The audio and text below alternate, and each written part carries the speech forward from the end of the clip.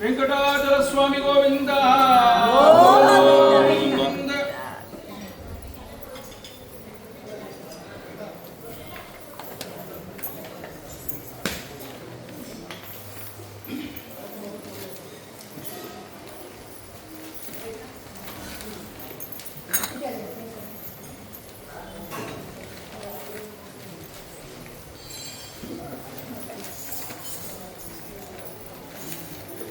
M Brahma ವರುಣೇಂದ್ರ ರುದ್ರಮರುತಃ ಸ್ತುನ್ವಂತಿ ದಿವ್ಯೈಸ್ತವೈಃ ವೇದೈಃ ಸಾಂಗಪದಕ್ರಮೋಪನಿಷದೈಃ ಗಾಯಂತಿ ಯಂ ಸಾಮಗಾಃ ಧ್ಯಾನಾವಸ್ಥಿತ ತದ್ಗತೇನ ಮನಸಾ ಪಶ್ಯಂತಿ ಯಂ ಯೋಗಿನೋ ಯಸ್ಯಾಂತಂ ನ ವಿದುಃ ಸುರಾಸುರಗಣಾಃ ದೇವಾಯ ತಸ್ಮೈ ನಮಃ.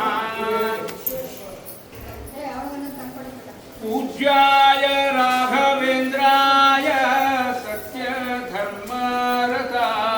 ಚ ಭಜತಾಂ ಕಲ್ಪವೃಕ್ಷಾಯ ನಮತಾಂ ಕಾಮಧೇನವೇ.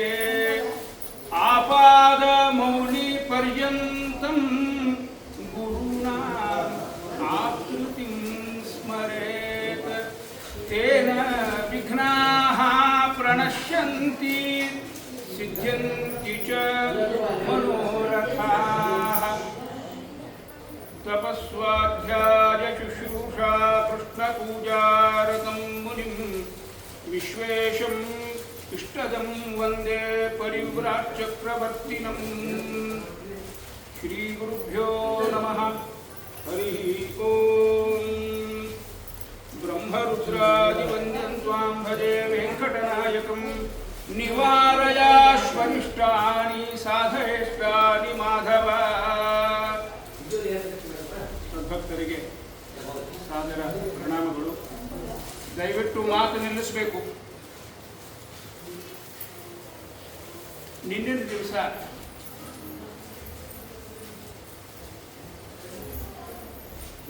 ನಾಲ್ಕು ಯುಗಗಳಲ್ಲಿ ಆ ವೆಂಕಟಾಚಲಕ್ಕೆ ನಾಲ್ಕು ಬೇರೆ ಬೇರೆ ಹೆಸರುಗಳು. ಕಲಿಯುಗದಲ್ಲಿ ಅದಕ್ಕೆ ವೆಂಕಟಾಚಲ ವೆಂಕಟಾಚಲ ವೇಂ ಪಾಪಂ ಕಟತೆ ನಾಶಯತಿ. ಪಾಪವನ್ನು ನಾಶ ಮಾಡತಕ್ಕಂಥ ಸ್ವಾಮಿ ಆ ಬೆಟ್ಟದ ಮೇಲೆ ವಿರಾಜಮಾನನಾಗಿದ್ದಾನೆ. ಆದ್ದರಿಂದ ಅದಕ್ಕೆ ವೆಂಕಟಾಚಲ ವೆಂಕಟಾಚಲ ಅಂತ ಹೆಸರು. ಇದನ್ನ ಹೇಳಿದ ಮೇಲೆ ಮುಂದೆ 2ನೇ ಅಧ್ಯಾಯದೊಳಗೆ ಎಲ್ಲ ಋಷಿಗಳು, ಕಶ್ಯಪಾದಿ ಋಷಿಗಳು ಗಂಗಾ ತೀರದ ಮೇಲೆ ಕುಳಿತುಕೊಂಡು ದೊಡ್ಡ ಯಜ್ಞವನ್ನು ಮಾಡಿದರು ಅಂತ ಬರ್ತಾ ಇತ್ತು. ಹಿಂದೆ ನಡೆದ ಕಥಾಭಾಗಕ್ಕೂ ಮುಂದೆ ಹೇಳ್ತಾ ಇರೋ ಯಜ್ಞಕ್ಕೂ ಏನು ಸಂಬಂಧ ಇದು ಗೊತ್ತಾಗೋದಿಲ್ಲ. ಅದಕ್ಕೆ ಬರೇ ಕಥಾಭಾಗ ನೋಡಬಾರ್ದು. ಕಥಾದ ಆರಂಭದೊಳಗೆ ಅವೆರಡನ್ನು ಹಿಂದಿನ ಮುಂದಿನ ಲಿಂಕ್ ಮಾಡಿರ್ತಾರೆ. ಅಲ್ಲಿ ಹೆಂಗೆ ಲಿಂಕ್ ಮಾಡ್ಯಾರ ಅಂದ್ರೆ, ಮಹಾನುಭಾವನಾಗಿರ್ತಕ್ಕಂಥ ಜನಕ ಶತಾನಂದರನ್ನ ಕುರಿತು ಪ್ರಶ್ನೆಯನ್ನು ಕೇಳಿದ್ದಾನೆ. ವೆಂಕಟೇಶ ಮಹಾತ್ಮ್ಯ ಅನ್ನೋದು ಶತಾನಂದರು ಜನಕ ಮಹಾರಾಜನನ್ನು ಕುರಿತು ಹೇಳಿರ್ತಕ್ಕಂಥ ಕಥೆ. ಆರಂಭದಲ್ಲಿ ಅದು ಪ್ರಸ್ತಾಪ ಆಗಿದೆ. 4 ಯುಗಗಳ ಹೆಸರಿನ ಹಿನ್ನೆಲೆಯನ್ನು ತಿಳಿಸಿ ಆಮೇಲೆ ಸುಮ್ಮನೆ ಕೂತು ಬಿಡ್ತಾರೆ ಶತಾನಂದ. ಜನಕ ಮಹಾರಾಜ ಕೇಳ್ತಾರೆ, ಅಲ್ಲ ವೆಂಕಟೇಶ ಮಹಾತ್ಮ್ಯ ಹೇಳ್ತೀನಿ ಅಂದ್ರೇನು? ಭಗವಂತ ವೈಕುಂಠದಿಂದ ಭೂಲೋಕಕ್ಕೆ ಬಂದು ಇಲ್ಲೇ ವಿವಾಹೋತ್ಸವವನ್ನು, ಕಲ್ಯಾಣೋತ್ಸವವನ್ನು ಮಾಡಿಕೊಂಡಿರ್ತಕ್ಕಂಥ ಕಥೆ. ವೈಕುಂಠದೊಳಗಿರೋ ಭಗವಂತ ಈ ಭೂಲೋಕಕ್ಕೆ ಯಾಕೆ ಬಂದ? ಅದಕ್ಕೆ ಆ ಹಿನ್ನೆಲೆಯನ್ನು ಸ್ವಲ್ಪ ನಮಗೆ ವಿವರಣೆ ಮಾಡಿ. ಭೂಲೋಕಕ್ಕೆ ಬಂದ ಮೇಲೆ ಇಲ್ಲಿ ಕಲ್ಯಾಣೋತ್ಸವ ಬೇರೆ ವಿಷಯ. ಅದರ ಬಂಧನ ಯಾಕೆ ಮೊದಲು? ನಾವು ಈಗ ಭಾರತದೊಳಗಿದ್ದವರು ಅಮೇರಿಕಕ್ಕೋ ಆಸ್ಟ್ರೇಲಿಯಾಕ್ಕೋ ಎಲ್ಲೋ ಹೋಗ್ತೀವಿ. ಎದಕ್ಕೆ ಹೋಗ್ತೀವಿ? ಡಾಲರ್ ಸಂಪಾದನೆ ಮಾಡಲಿಕ್ಕೆ ಹೋಗ್ತೀವಿ. ಹಂಗೆ ಏನಾರೇ ಒಂದು ಉದ್ದೇಶ ಇಟ್ಕೊಂಡು ಗಲಗಲಿ ಅಂತ ನಮ್ದು ಹಳ್ಳಿ ಅಲ್ಲಿಂದ ದೊಡ್ಡ ಊರಿಗೆ ಬಾಗಲಕೋಟಿಗೆ, ಜಮಖಂಡಿಗೆ, ಬಿಜಾಪುರಕ್ಕೆ, ಹುಬ್ಬಳ್ಳಿ ಧಾರವಾಡಕ್ಕೆ ನಮ್ಮ ಹಿರಿಯರು ಬಂದರು. ಎದಕ್ಕೆ ಬಂದರು? ಗಲಗಲಿ ಒಳಗೆ ಸಾಲಿಲ್ಲ, ಸಂಸಾರ ಮಾಡ್ಕೊಂಡು ಕೂತರು, ಮಕ್ಕಳು ಹುಟ್ಟಿದ್ವು, ಒಬ್ಬರೇ ಉಂಡಾಡಿ ಗುಂಡಾಗಿ ಅಡ್ಡಾಡ್ಲಿಕ್ಕೆ ಹಳ್ಳಿ ಒಳಗೆ. ಅವಕ್ಕೆ ಸಾಲಿಗೆ ಕಳಿಸ್ಬೇಕು ಅಂದ್ರೆ ಒಂದು ಸಾಲಿಲ್ಲ ಊರೊಳಗೆ. ಆವಾಗ ಹಳ್ಳಿ ಬಿಟ್ಟು ಶಹರಕ್ಕೆ ಬಂದು ಹಿಂಗೆ ಏನಾರೇ ಒಂದು ಉದ್ದೇಶಕ್ಕೆ ಮನುಷ್ಯ ಒಂದು ಕಡೆಯಿಂದ ಇನ್ನೊಂದು ಕಡೆಗೆ ಬರ್ತಾನೆ. ವೈಕುಂಠದೊಳಗಿರ್ತಕ್ಕಂಥ ಸ್ವಾಮಿ ಶ್ರೀನಿವಾಸ ಎದಕ್ಕೆ ಬಂದಿರಿ ಭೂಲೋಕಕ್ಕೆ? ಏನು ಕೊರತಿತ್ತಲ್ಲೇ? ವೈಕುಂಠದೊಳಗೆ ಏನಾರ ಎದುರದಾರೆ ಕೊರತೆ? ಏನೇನೇನು ಪರಮಾನಂದಂ ತ್ಯಕ್ತ್ವಾ ವೈಕುಂಠ ಮುಕ್ತಮಂ. ಹೆಂಗಿತ್ರಿ ಅದು? ಪರಮಾನಂದ, ದುಃಖ ಅಮಿಶ್ರಿತವಾಗಿರತಕ್ಕಂಥ ಆನಂದ. ನಮಗೆ ಆನಂದ ಆಗ್ಯದ ಅಂದ್ರೆ ಯಾವಾಗ ದುಃಖ ಬರ್ತದೆ ಹೇಳಿಕ್ ಬರುದಿಲ್ಲ, ಇಂಥ ಆನಂದ ನಮ್ಗೆ.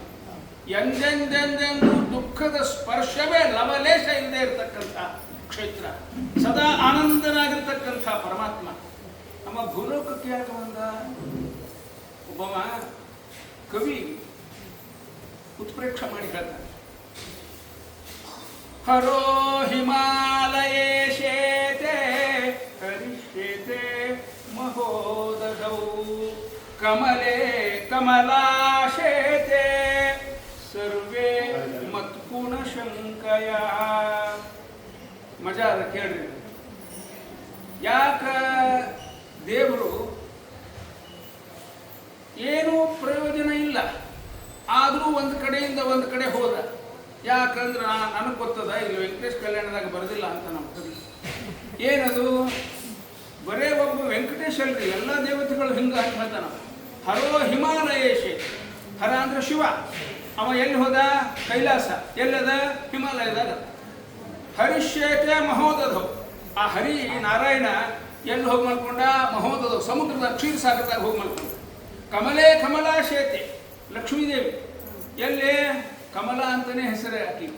ಕಮಲ ಪತ್ರದ, ಕಮಲದ ಪುಷ್ಪದೊಳಗ ಪದ್ಮಪ್ರಿಯೇ ಪದ್ಮಿನಿ ಪದ್ಮಹಸ್ತೆ ಪದ್ಮಾಲಯೇ ಪದ್ಮದಲಾಯದಾಕ್ಷಿ ಅಂತ ಅವಳನ್ನು ಸ್ತೋತ್ರ ಮಾಡ್ತೀವಿ. ಕಮಲಾಲಯ ಅಂತ ಕರಿತೀವಿ. ಆಲಯ ಅಂದ್ರೆ ಮನಿ. ಕಮಲವೇ ಯಾವಳಿಗೆ ಆಲಯವೋ ಮನೆಯೋ ಆಕಿ ಕಮಲಾಲಯ. ಕಮಲೆ ಕಮಲಾಶೇತಿ. ಕಮಲ ಅಂದ್ರೆ ಲಕ್ಷ್ಮೀದೇವಿ. ಕಮಲೆ ಕಮಲದೊಳಗೆ, ಕಮಲ ಪುಷ್ಪದೊಳಗೆ ಅವಳು ಹೋಗಿ ವಾಸ ಮಾಡಿದ್ರು. ಯಾಕ? ಒಬ್ಬರು ಹಿಮಾಲಯದ, ಒಬ್ಬರು ಸಮುದ್ರದ, ಒಬ್ಬರು ಕಮಲ ಪುಷ್ಪದೊಳಗೆ. ಇವೇನ ವಿಶ್ರಾಂತಿ ತಗೊಳ್ಳೋ ಜಾಗ ಏನ್ರಿ? ಯಾಕೆ ಹೋದ್ರೆ ಹಿಂಗ ಅಂದ್ರೆ ಮನ್ಯಾಗ ತಗಣಿ ಭಾಳ ಆಗಿದ್ವು. ಆ ತಗಣಿ ಹೊಡೆದು ಹೈರಾಣಾಗಿ ಎಲ್ಲೆಲ್ಲೆಲ್ಲೆಲ್ಲೂ ಭೂಲೋಕದೊಳಗೆ ತಗಣಿ ಇರದೇ ಇರೋ ಜಾಗ ಸಿಗಲೇ ಇಲ್ಲ. ಬಡಬಡ ಮನೆಗೆ ಯಾವ ಮನೆಗೆ ಬಾಡಿಗೆ ಹೋದ್ರು ಅಲ್ಲಿ ತಗಣಿ. ಅದಕ್ಕೆ ಅವ ದೇವತೆಗಳಿಗೂ ಹಿಂಗೆ ತಗಣಿ ತ್ರಾಸಾಗಿ, ಯಾರೋ ಹಿಮಾಲಯದಾಗ ಹಿಮದೊಳಗೆ ತಗಣಿ ಬರಂಗಿಲ್ಲ, ಬರ್ಫನೊಳಗೆ, ಸಮುದ್ರದಾಗ ಬರಂಗಿಲ್ಲ, ಕಮಲ ಪುಷ್ಪದಾಗ ಬರಂಗಿಲ್ಲ, ದೇಟ್ ಇಟ್ಕೊಂಡು ಹಿಂಗೆ ನಿಂತಿರ್ತದೆ ಮೇಲೆ. ಆದ್ದರಿಂದ ತಗಣಿ ಬರದೇ ಇರುವಂಥ ಜಾಗಗಳನ್ನು ಆರಿಸಿಕೊಂಡು ಎಲ್ಲ ದೇವತೆಗಳು ಹೋದ್ರು ಅಂತ ಪಾಪ ತನ್ನ ಅನುಭವದ ಮೇಲೆ ಶ್ಲೋಕ ಮಾಡ್ತೀವಿ. ಇದು ಬಹಳ ವೈಶಿಷ್ಟ್ಯಪೂರ್ಣ ಪದ್ಯ. ಇದಕ್ಕೆ ನಿಂದಾಸ್ತೋತ್ರ ಅಂತ ಹೇಳ್ತಾರೆ. ಮೇಲೆ ನಿಂದ, ಒಳಗ ಸ್ತೋತ್ರ. ಯಾಕೆ ಅವ್ರು ಅಂಥ ಜಾಗದೊಳಗೆ ಹೋದ್ರು ಅಂದ್ರೆ, ಹರೋ ಹಿಮಾಲಯ. ಹಿಮಾಲಯ ಅನ್ನೋದು ತಪಸ್ಸು ಮಾಡೋರಿಗೆ ಹೇಳಿ ಮಾಡಿಸಿದ ಜಾಗ.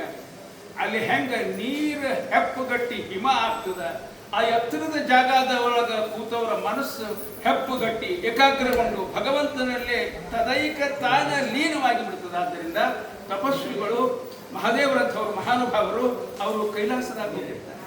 ಹರೋ ಹಿಮಾಲಯ ಹರಿಷ್ಯತೆ ಮಹೋದಧೌ. ನೀರಿನಾಗ ಹೋಗಿ ಮಲ್ಕೊಂಡ ನಾರಾಯಣ ಅಂತ ಹೆಸರು. ಅವನು ನಾರಾಹ ಅಯನಂ.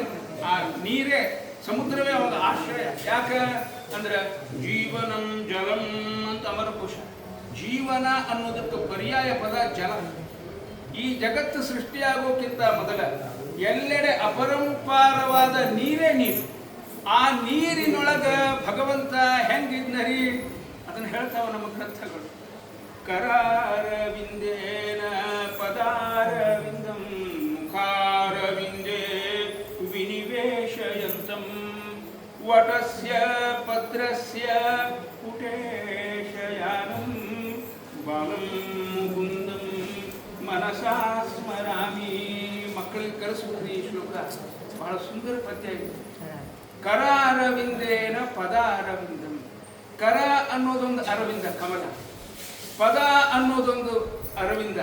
ಕರ ಅರವಿಂದೇನ ಪದ ಅರವಿಂದಂ ಮುಖಾರವಿಂದೇ ವಿನಿವೇಶಯಂತಂ. ತನ್ನ ಬಲಗಾಲನ್ನ ಆ ಸ್ವಾಮಿ ಕೃಷ್ಣ ಹಿಂಗೆ ಎತ್ತುಕೊಂಡು ಆ ಹೆಬ್ಬಟ್ಟು ಬಾಯೊಳಗೆ ಇಟ್ಕೊಂಡು ಚಿಪ್ತಿದ್ನಂತ. ಸಣ್ಣ ಹುಡುಗರು ಮಾಡ್ತಿದ್ದವನು. ಆ ದೃಶ್ಯ ಕಣ್ಮುಂದೆ ಬಂದು ಬಿಡಬೇಕು, ಅಷ್ಟು ಸುಂದರ. ಗೋಪಾಲಕೃಷ್ಣ ಆಲದ ಎಲೆ ಮೇಲೆ ಮಲ್ಕೊಂಡು ಕೈ ಅನ್ನೋ ಕಮಲದಿಂದ ಪಾದ ಅನ್ನೋ ಕಮಲವನ್ನು ಹಿಡ್ಕೊಂಡು ಮುಖ ಅನ್ನೋ ಕಮಲದೊಳಗೆ ಇಟ್ಕೊಂಡ. ಮುಖಾರವಿಂದೇ ವಿನಿವೇಶಯಂತಂ ವಟಸ್ಯ ಪತ್ರಸ್ಯ ವಟಪತ್ರಶಾಹಿ ಪುಟೇಶಯಾನಂ ಬಾಲಂ ಮುಕುಂದಂ ಮನಸಾ ಸ್ಮರಾಮಿ. ಆ ನೀರಿನೊಳಗೆ ಭಗವಂತ ಮಲಗಲಿಕ್ಕೆ ಕಾರಣ, ಇಡೀ ಸೃಷ್ಟಿಗೆ ಕಾರಣೀಭೂತವಾಗಿರ್ತಕ್ಕಂಥ ಮೂಲ ದ್ರವ್ಯ ನೀರು. ಆದ್ದರಿಂದ ನೀರಿನಲ್ಲಿ ಮಲಗಿ ನಾರಾಯಣ ಅಂತ ಹೆಸರು. ಯಾವಾಗ ಕೈ ಅನ್ನೋ ಒಂದು ಕಮಲ, ಪಾದ ಅನ್ನೋ ಒಂದು ಕಮಲ, ಮುಖ ಅನ್ನೋ ಒಂದು ಕಮಲ ಅಂತ ಭಗವಂತನನ್ನು ವರ್ಣನ ಮಾಡಿದರು. ಭಗವಂತನ ಕಮಲ ಬಹಳ ಪ್ರೀತಿ ಅಂತ ಲಕ್ಷ್ಮೀದೇವಿ ಕೊಡ್ತಾರೆ. ಅದಕ್ಕೆ ಏನು ಮಾಡಿದ್ರು? ಕಮಲೇ ಕಮಲಾಲಯ, ಕಮಲದೊಳಗೆ ವಾಸ. ಹಿಂಗ ಮ್ಯಾಲೆ ನೋಡ್ಲಿಕ್ಕೆ ನಿಮಗೆ ಹಾಸ್ಯ, ಅದರ ಒಳಗೆ ಆಯಾ ದೇವತೆಯ ಮಹಿಮೆಯನ್ನು ವರ್ಣಿಸ್ತಾ ಇರತಕ್ಕಂಥ ಶ್ಲೋಕ. ಇಂಥ ಪದ್ಯಗಳನ್ನು ಮಾಡಿದ್ದಾರೆ. ಅಂತೂ ಎಲ್ಲ ಋಷಿಗಳು ಮುನಿಗಳು ಗಂಗಾ ತೀರದೊಳಗೆ ಬಂದು ಒಂದು ಯಜ್ಞ ಮಾಡಬೇಕು ಅಂತ ಸೇರಿ. ಏನು ಪ್ರಶ್ನೆ ಕೇಳೋಣ ಜನಕ? ಯಾಕ ವೈಕುಂಠ ಬಿಟ್ಟು ಶ್ರೀನಿವಾಸ ಭೂಲೋಕಕ್ಕೆ ಬಂದ ಅಂತ. ಅದಕ್ಕೆ ಉತ್ತರ ಏನು ಹೇಳಿಕತ್ತಾರ? ಎಲ್ಲ ಋಷಿಗಳು ಗಂಗಾ ತೀರದೊಳಗೆ ಸೇರಿಕೊಂಡು ಒಂದು ಯಜ್ಞವನ್ನು ಮಾಡ್ತಾ ಇದ್ದಾರೆ. ಪ್ರಶ್ನೆಗೆ ಏನು ಉತ್ತರ ಬಂದಂಗೆ ಅನಿಸುವುದಿಲ್ಲ. ಮುಂದೆ ಕೇಳ್ಕೋತ ಹೋದ್ರೆ ನಿಮ್ಗೆ ಉತ್ತರ ಸಿಗುತ್ತೆ. ಇಲ್ಲೇ ಯಜ್ಞ ಮಾಡಲಿಕ್ಕೆ ಯಾವ ಜಾಗ ಅನಿಸ್ಕೊಂಡಿದೆ? ಗಂಗಾ ತೀರ. ಶ್ರೀಮದ್ ಭಾಗವತವನ್ನ ಪರೀಕ್ಷಣ್ ಮಹಾರಾಜನಿಗೆ ಶುಕಾಚಾರ್ಯರು ಎಲ್ಲಿ ಉಪದೇಶ ಮಾಡಿದರು? ಗಂಗಾ ತೀರದಾಗ. ಯಾಕೆ ಇಷ್ಟು ಹುಚ್ಚು? ಇಲ್ಲೇ ಬರೀತಾರ, ಸಂತೋಷ ಚಕ್ರಿರೇ ಬುಧಾ. ಯಜ್ಞ ಮಾಡು ಮುಂದೆ ಹೆಂಗ್ ಮಾಡಿದ್ರು ಋಷಿಗಳು ಅಂದ್ರೆ ಉತ್ಸಾಹದಿಂದ ಸಂತೋಷದಿಂದ ಯಜ್ಞ ಮಾಡಿದ್ರು. ಯಜ್ಞ ಅಂದ್ರೆ ಏನ್ರಿ? ಬರೀ ಬೆಂಕಿ ಹಚ್ಚಿ ಕಟ್ಟಿಗೆ ಹಚ್ಚಿ ಮಾಡ್ತೀವಲ್ಲ ಕುಂಡದೊಳಗೆ, ಅಗ್ನಿ ಕುಂಡದೊಳಗೆ, ಅದಷ್ಟೇ ಯಜ್ಞ ಅಲ್ಲ. ಯಜ್ಞ ಅಂದ್ರೆ ಏನು? ಯಜ್ಞೈಹಿ ಸಂಕೀರ್ತನ ಪ್ರಾಯೈಹಿ ಯಜಂತಿ ಸುಮೇಧಸಃ. ಯಜ್ಞೈಹಿ ಸಂಕೀರ್ತನ ಪ್ರಾಯೈಹಿ. ನೀವೀಗೇನು ಭಜನೆ ಮಾಡಿದ್ರೆ, ಸಂಕೀರ್ತನ ಅಂದ್ರೆ ಭಜನೆ ಅಂತ. ಇದಕ್ಕೆ ಯಜ್ಞ ಯಜ್ಞ ಅಂತ ಹೆಸರು. ಕಲಿಯುಗದೊಳಗೆ, ಕಲಿಕಾಲದೊಳಗೆ ಬಹಳ ಪುಣ್ಯಕರ ಇದು ಅಂತ ಹೇಳ್ತಾರೆ. ನಿನ್ನೆ ದಿವಸ ಮಕ್ಕಳಿಗೆ ನಾನು ಒಂದು ಶ್ಲೋಕ ಕಲಿಸ್ತೀನಿ. ಕಲವು ನಾಸ್ತೇವ ನಾಸ್ತೇವ ನಾಸ್ತೇವ ಗತಿರನ್ಯಥ. ಕಲಿಯುಗದೊಳಗೆ ಹರೇರ್ ನಾಮ ಹರೇರ್ ನಾಮ ಹರೇರ್ ನಾಮೈವ ಕೇವಲಂ. ಹರಿಯ ನಾಮ, ದೇವರ ನಾಮ, ಭಗವಂತನ ಭಜನೆ, ಕೀರ್ತನೆ, ಅವನನ್ನು ಹಾಡಿ ಪಾಡಿ ಕೊಂಡಾಡತಕ್ಕಂಥ ಸಜ್ಜನರು ಅವರು ಬಹಳ ಪುಣ್ಯಶಾಲಿಗಳು ಅಂತ ಹೇಳ್ತಾರೆ. ಯಾಕ ಅಂದ್ರೆ ಒಂದು ಯಜ್ಞ ಮಾಡಿದರೆ ಎಷ್ಟು ಪುಣ್ಯ ಬರ್ತದ ಅಷ್ಟು ಪುಣ್ಯ ಈ ಭಜನೆಗೆ ಬರ್ತದ ಅಂತ ಹೇಳ್ತಾರೆ. ಇದೊಂದು ಸಾಧಾರಣ ವಿಷಯ. ಏನೋ 4 ಮಂದಿ ಕೇಳ್ತಾರ್ರಿ, ನಾವು ಹೋಗ್ಬಿಟ್ಕೊಂಡು ಹಾಡಿ ಬರ್ತೀವಿ. ಅಲ್ಲ, ಎಲ್ಲಿ ಹಾಡ್ಲಿಕ್ಕತ್ತೀರಿ ನೀವು? ಅವನ ಸನ್ನಿಧಾನ, ಶ್ರೀನಿವಾಸನಿಗೋಸ್ಕರ ಅವನ ಸನ್ನಿಧಾನದೊಳಗೆ ಹಾಕಿ. ಇಲ್ಲೇ ಇನ್ನು ಯಾರದು ಸಂತಿ ಮಾತಾಡ್ತಿದ್ದೆ. ಎಲ್ಲಿರ್ತೀರಿ ನೀವು? ಯಲಗಚ್ಚಿನಾಗಿರ್ತೀವಿ. ಎಷ್ಟು ವರ್ಷದಿಂದ ಇದ್ದೀವಿ? 30 ವರ್ಷ ಆಗ್ತದೆ. ಹೌದಾ? ಏನು ದೈವನ್ರಿ ನೀವು? ಎಲ್ಲದ ಮನೆ? ಇಲ್ಲೇ ಅದಾನೆ. ನನಗೆ ಕೇಳಬೇಕು ಅನಿಸಿತ್ತು. ಇಷ್ಟು ಸಮೀಪದಾಗ ಮನೆ ಅದ. ವೆಂಕಪ್ಪನ ದರ್ಶನಕ್ಕೆ ಎಷ್ಟು ಸಲ ಬರ್ತೀವಿ? ಅವ್ರಿಗೆ ಉತ್ತರ ಕೊಡ್ಲಿಕ್ಕೆ ಸಂಕೋಚ ಆಗಬಾರದು ಅಂತ ಕೇಳಿ ಅದರ ಜ್ಞಾನಿಗಳು ಹೇಳ್ತಾರ, ಎರಡು ಸಂದರ್ಭದೊಳಗೆ ಯಾರು ಅದನ್ನು ಉಪಯೋಗ ಮಾಡಿಕೊಳ್ಳೋದಿಲ್ಲ ಆ ಮನುಷ್ಯ ದುರದೃಷ್ಟಶಾಲಿ ಅಂತ. ಯಾವ ಎರಡು ಸಂದರ್ಭಗಳು? ಗಂಗಾ ನದಿ ದಂಡಿ ಮೇಲೆ, ಅಲ್ಲೇ ಋಷಿಕೇಶದೊಳಗೆ ಹರಿದ್ವಾರದೊಳಗೆ ಎಲ್ಲೋ ನಮ್ದು ಮನೆ ಅದ, ನೌಕರಿ ಇತ್ತೋ ಏನು ಕಾರಣಕ್ಕೋ ಏನೋ ನಮ್ಮ ಹಿರಿಯರಲ್ಲಿ ವಾಸ ಮಾಡಿದ್ರು, ಅಲ್ಲಿ ವಾಸ ಮಾಡಿವಿ. ಎಷ್ಟು ವರ್ಷದಿಂದ ಇದ್ದೀವ್ರಿ ಅಲ್ಲೇ 30-40 ವರ್ಷ ಆಯ್ತು. ಗಂಗಾ ನದಿಯೊಳಗೆ ಸ್ನಾನ ಮಾಡಿರೇನೋ, ಮೂರ್ಖರು ಯಾತ್ರಿಗಳು ಬಂದಿರ್ತಾರೆ, ಅವ್ರಿಗೆ ಹೊಸದ್ರಪ್ಪ, ನಾವು ಇಲ್ಲೇ ಇದ್ದವ್ರು ಹೋಗ್ತೀವನು, ಅವ್ರೇನೋ ದೂರಿಂದ ಬರ್ತಾರ, ಅವ್ರಿಗೆ ಅಪರೂಪ ಬಂದು ಹೋಗ್ತಾರ, ನಾವು ಇಲ್ಲೇ ಇದ್ದವ್ರು ಒಂದಾನೊಂದು ದಿವಸ ಹತ್ತಾಗ ಹಾದಿಲ್ಲ ನೋಡಿ. ಯಾಕ್ರಿ ಅಲ್ಲೇನು ಹೋಗುದ್ರಿ, ಎಲ್ಲ ಥರದ ಮಂದಿ ಬರ್ತದ.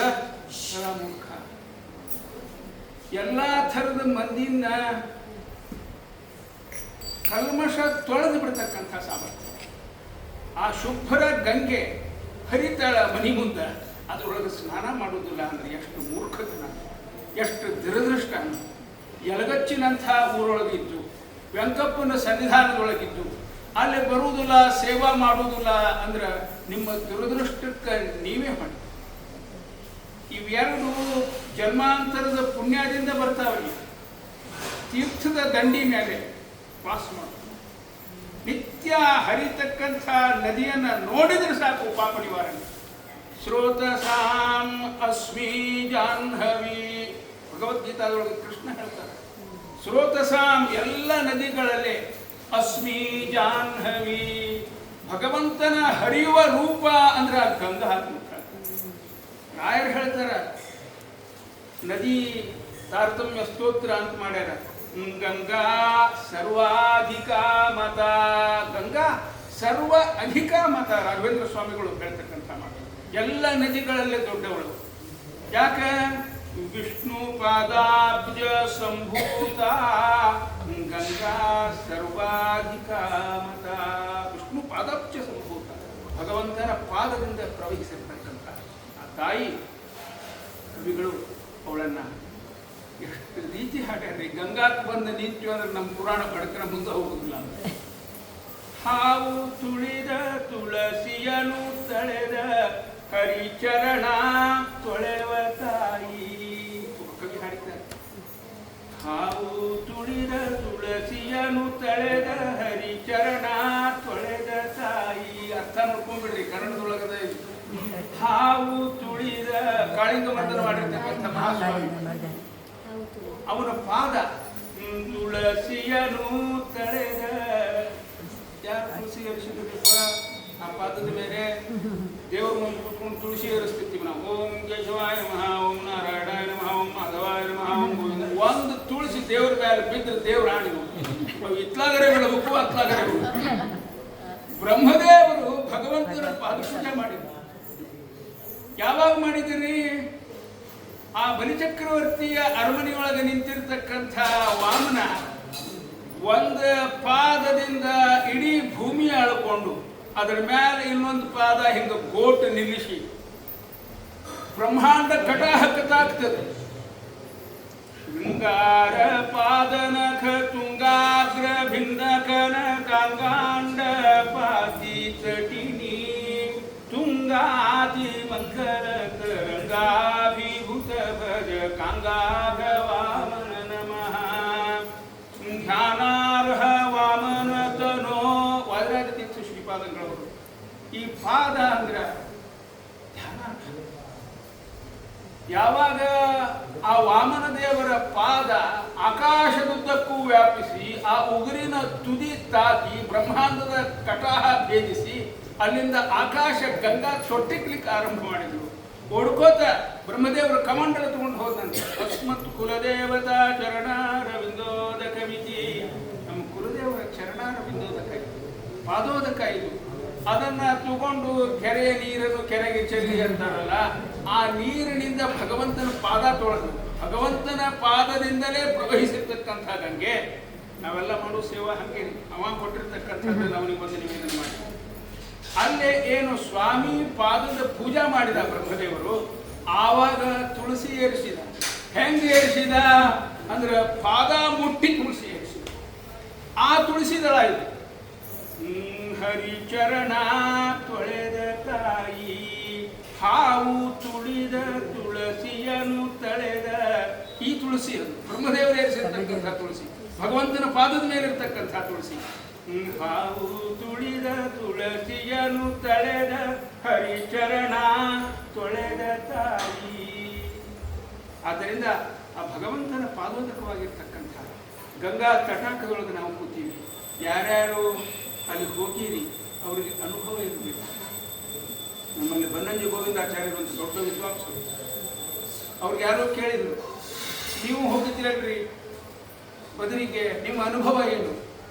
ಅವ್ರು ಹೇಳಿದರು, ಬದರಿಗೆ ಹೋದ ಮ್ಯಾಲ ಏನು ಅನುಭವ ಆಯ್ತು ಹೇಳುವುದಿಲ್ಲ, ಹೋಗ್ತಾ ದಾರಿ ಒಳಗ ಆ ಹಸಿರು, ಅದು ಎಂಥ ಹಸಿರು, ಅಲ್ಲಿ ಬೆಳೆದಿರ್ತಕ್ಕಂಥ ಗಿಡಗಳು, ಆ ಎಲೆ ಒಳಗಿನ ಸೌಂದರ್ಯ, ಅದರ ತೇಜಸ್ಸು, ಅದರ ಮನೋಹರ ಕಾಂತಿ, ಅದನ್ನು ನೋಡಿದರೆ ಅನಿಸ್ಬೇಕು this is out of this world. ಅಲ್ಲೇ ಅಲ್ಲಪ್ಪ ಇದು ಭೂಲೋಕದಾಗ ಇಲ್ಲೇ ಇಲ್ಲ ಅನಿಸ್ಬೇಕು. ಇನ್ನು ನಂದೊಂದು ಅನುಭವ ಹೇಳ್ತೀನಿ. ನಾನು ಹೋಗಿದ್ದೆ ಬದರಿ. ಹಾಗೆ ಪೇಜಾವರ ಶ್ರೀಪಾದಂಗಳವರು ಮಹಾರಾಯರು ಅನಂತ ಮಠ ಅಂತ ಕಟ್ಟಿದ್ದಾರೆ. ಅಲ್ಲಿ ಹೇಳ್ಕೊಂಡು ಅಲ್ಲಿಂದ ನಡ್ಕೋತ ಬದ್ರಿ ದೇವಸ್ಥಾನಕ್ಕೆ, ಬದ್ರಿನಾರಾಯಣ ಸನ್ನಿಧಿಗೆ ಹೋಗ್ತಿದ್ವಿ. ಮುಂಜಾನೆ ಶಿಕ್ಲಿ ಹಿಂಗ ಕಣ್ಣು ಎತ್ತಿ ನೋಡಿದ್ರೆ ಸುವರ್ಣದ ಬೆಟ್ಟ, ಮುಂಜಾನೆ ಸೂರ್ಯನ ಕಿರಣ ಅಲ್ಲಿ ಬಿದ್ದದ. ಆ ಸುವರ್ಣ ಕಾಂತಿ ಅಂದ್ರೆ ಸುವರ್ಣ ಕಾಂತಿ ಯಾರೋ ಬಂಗಾರದ್ದೇ ಒಂದು ಬೆಟ್ಟ ಮಾಡ್ಯಾರ ಅನ್ನೋ ಹಂಗ ಸೂರ್ಯನ ಹೊಂಗಿರಣಗಳು ಬಿದ್ದದು ಕಂಗೊಳಿಸ್ತಾರೆ. ನೀವು ನಿಂತ್ರ ನೋಡಿದ್ರ ಕಣ್ಣು ಕೀಳೋ ಮನಸ್ಸಾಗುದಿಲ್ಲ, ಹೆಜ್ಜೆ ಅಲ್ಲಿಂದ ಮುಂದೆ ಎತ್ತಿ ಬಿಡೋ ಮನಸ್ಸಾಗುದು. ಇನ್ನೂ ಬದ್ರಿನಾರಾಯಣ ದೇವಸ್ಥಾನ ಮುಟ್ಟಿಲ್ಲ ನೀವು. ಒಂದೊಂದು ಹೆಜ್ಜೆ ಮಧ್ವ ವಿಜಯದೊಳಗೆ ಹೇಳ್ತಾರೆ ಮಧ್ವಾಚಾರ್ಯ, ನೇದೃಶಂ ಸ್ಥಳಮದಂ ಶಮಲಗ್ನಂ ನಾಸ್ಯ ತೀರ್ಥ ಸಲಿಲಸ್ಯ ಸಮಂ ವಾಹ ನಾಸ್ತಿ ವಿಷ್ಣು ಸದೃಶಂ ಮನನುರೂಪಂ ನಾಸ್ಮದುಕ್ತಿ ಸದೃಶಂ ಹಿತರೂಪಂ. ಮಧ್ವಾಚಾರ್ಯರು ಈ ಭೂಮಿ ಬರೋ ಕಾಲಕ್ಕೆ ಶಿಷ್ಯರನ್ನು ಕರೆದು ನನ್ನ ಕೊನೆಯ ಉಪದೇಶವನ್ನು ಹೇಳ್ತೀನಿ ಕೇಳಿದ್ರು. 3 ಮುತ್ತಿನಂಥ ಮಾತುಗಳನ್ನು ಹೇಳಿದ್ದಾರೆ. ನೇದೃಶಂ ಸ್ಥಳಮಗಂ ಶಮಲಗ್ನಂ, ಈದೃಶಂ ಸ್ಥಳಂ ಶಮಲಗ್ನಂ, ಪಾಪ ನಿವಾರಕವಾಗಿರ್ತಕ್ಕಂಥ ಇಂಥ ಸ್ಥಳ, ಈ ಬದರಿಯಂಥ ಸ್ಥಳ ಇನ್ನೊಂದಿಲ್ಲ. ನ ನೇದೃಶಂ ಸ್ಥಳಮಗಂ ಶಮಲಗ್ನಂ ನಾಸ್ಯ ತೀರ್ಥ ಸಲಿಲಸ್ಯ ಸಮಂ ವಾಹ. ವಾಹ ಅಂದ್ರೆ ನೀರು. ಈ ಗಂಗೆಯ ನೀರಿಗೆ ಸಮನಾದ ನೀರು, ತೀರ್ಥ ಈ ಭೂಮಂಡಲದ ಮೇಲೆ ಇನ್ನೊಂದಿಲ್ಲ ತಿಳ್ಕೊಂಡು. ನಾಸ್ತಿ ವಿಷ್ಣು ಸದೃಶಂ ಹಿತ ರೂಪಂ. ಈ ಶ್ರೀನಿವಾಸ ಏನು ಬಂದೆ ನಿಂತಾನಲ್ಲ ವಿಷ್ಣು, ಅವನಿಗೆ ಸಮನಾದ ದೈವ ಇನ್ನೊಂದಿಲ್ಲ. ಜೀವನದೊಳಗೆ ಈ 3 ಮಾತನ್ನು ನೀವು ನೆನಪಿನಾಗಿಟ್ಕೊಂಡು ಬಿಡ್ರಿ. ನಿಮ್ಮ ಎಲ್ಲ ಆಧ್ಯಾತ್ಮಿಕ ಸಾಧನಕ್ಕೆ ಬೆನ್ನೆಲುಬಾಗಿ ಇದು ಇದ್ದು ಬಿಡ್ರಿ. ಈ ಸಂಸಾರ ಸಾಗರದಿಂದ ನೀವು ಉದ್ಧಾರ ಆಗುವುದು ಸಂಶಯ. ನಾಸ್ಮದುಕ್ತಿ ಸದೃಶಂ, ಈ ಯುಕ್ತಿಗೆ ನಾನು ಹೇಳಿರ್ತಕ್ಕಂಥ ಮಾತಿಗೆ ಸದೃಶವಾದ, ತಾರಕವಾದ, ನಿಮ್ಮನ್ನು ಉದ್ಧಾರ ಮಾಡತಕ್ಕಂಥ ಇನ್ನೊಂದು ಮಾತಿದೆ ಅಂತ ಮಹಾರಾಜರು ಹೇಳಿ ಹೋದರು. ಮಧ್ವಾಚಾರ್ಯರು ಹೇಳೋದು, ಯಾವುದೋ ಆಚಾರ್ಯರು ತಮ್ಮ ಅನುಭವ ಹೇಳೋದು ಬಿಟ್ಟು ಬಿಡ್ರಿ. ನಿಮ್ಮ ನಡುವೆ ಇದ್ದಂಥ ನಾಸ್ತಿಕರಲ್ರಿ ಅವರು. ಅವಾಗೂ ಪಾಪ ನಾಸ್ತಿಕರು ಅಂತ ಹೇಳ್ಕೊಂಡ್ರು. ಮುಂದೆ ಅವರು ಬದ್ರಿಗೆ ಹೋಗಿ ಅಲ್ಲಿ ಗಂಗಾದ ಮ್ಯಾಲೆ ನಿಂತ್ಕೊಂಡು ವಿಚಾರ ಮಾಡ್ಲಿಕ್ಕತ್ತ. ಎಲ್ಲರೂ ಬಂದು ಇಲ್ಲಿ ಮುಳುಗ್ ಹಾಕ, ನಾನು ನಾಸ್ತಿಕ, ನಾ ಏನಿಲ್ಲೇ ಮುಳುಗ್ ಹಾಕ ಅಂತ ಒಂದು ಕಡೆಗೆ ಮನಸ್ಸಿನಾಗ ವಿಚಾರ. ಇನ್ನೊಂದು ಕಡೆಗೆ ಅನಿಸ್ತೆ ಅಂತ, ನಾನು ಈ ಭಾರತೀಯ ಸಂಸ್ಕೃತಿಗೆ ಸೇರಿದವ ಆದ,